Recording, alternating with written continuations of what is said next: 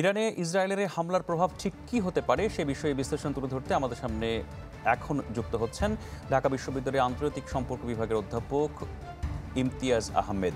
আপনাকে আমন্ত্রণ জানাচ্ছি আমাদের আয়োজনে এবং শুরুতেই জানতে চাই, এই যে হামলাটি পরিচালিত হলো এরপর আসলে ইরানের পদক্ষেপ কি হতে পারে।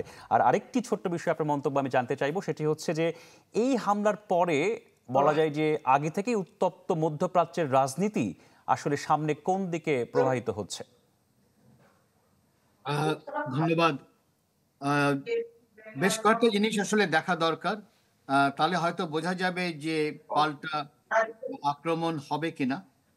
একটা একটা হলো যে এই আক্রমণে, পাল্টা আক্রমণে বা ইরান যে আক্রমণ করেছিল, এই দুটো আক্রমণে কোনো মানুষ মারা যায়। আহ, পিছনে কথা হচ্ছে। এনিওয়ে, সো কোনো মানুষ মারা যায়নি, সেই জিনিসটা খেয়াল রাখা দরকার। দ্বিতীয় হলো যে ইরান যখন হামলা করেছিল তখন কিন্তু ইসরায়েল মূলত আমেরিকার সাহায্যের মাধ্যমেই ওটাকে প্রতিহত করেছিল। এবার যখন আহ, ইসরায়েল যখন আক্রমণ করলো ইরানে, সেখানে যতদূর আমরা খবর পাচ্ছি সেখানে আমেরিকা জড়িত ছিল না, এটাও উল্লেখযোগ্য একটা বিষয়। এবং আমরা দেখলাম যে খুব তাড়াতাড়ি, তৃতীয় যে জিনিসটা, খুব তাড়াতাড়ি তেহরান এয়ারপোর্টও খুলে গেল, স্বাভাবিক হয়ে গেছে। তাতে বোঝা যাচ্ছে যে অ্যাটলিস্ট এখন পর্যন্ত যেহেতু কোনো মানুষ মারা যায়নি এবং যেই তিনটা ড্রোন ঢুকেছিল সেটাকে ভূপাতিত করা হয়েছে ইত্যাদি, বড় আকারে আক্রমণ ছিল না।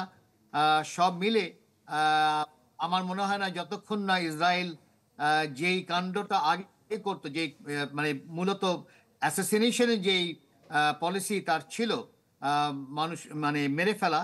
এবং আমরা শুধু দামাস্কাসের যে মেরেছে তা না, আমরা জানি যে 6 জন বৈজ্ঞানিককেও তারা মেরেছে।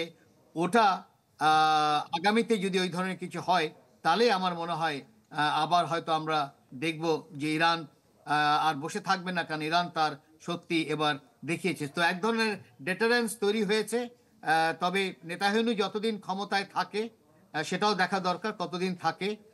কারণ তার সরকার এই যুদ্ধ চালিয়ে যাওয়ারই সরকার, সেই দিকেও আমাদের একটু নজর রাখা দরকার।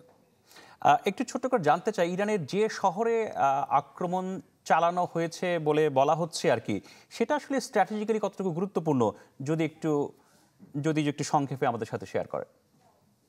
হ্যাঁ, এটা ইস্পাহানের বলা হয় যে কাছেই নিউক্লিয়ার রিঅ্যাক্টর ইত্যাদি আছে, এবং সেটা যদি টার্গেটেড হতো তাহলে তো একটা মানে আহ, রীতিমতো মানে ভয়ঙ্কর একটা ব্যাপার হতো।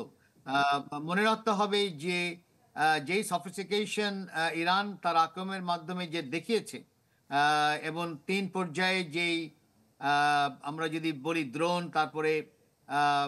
তারপরে ক্রুজ মিসাইলস, তারপরে ব্যালিস্টিক মিসাইলস, এই যে কাঠামোটা, তাতে বোঝা যাচ্ছে যে তার যথেষ্ট টেকনোলজি, একটা এফিসিয়েন্সি দাঁড়িয়েছে। সেই জায়গায় ওই ধরনের হামলা যদি হতো নিউক্লিয়ার প্লান্টের উপর, তাহলে আমার মনে হয় যে আমরা একটা ভয়ঙ্কর অবস্থায় পড়ে যেতাম। সেদিকে যে যাবে না, সেটা মোটামুটি বোঝা যাচ্ছে।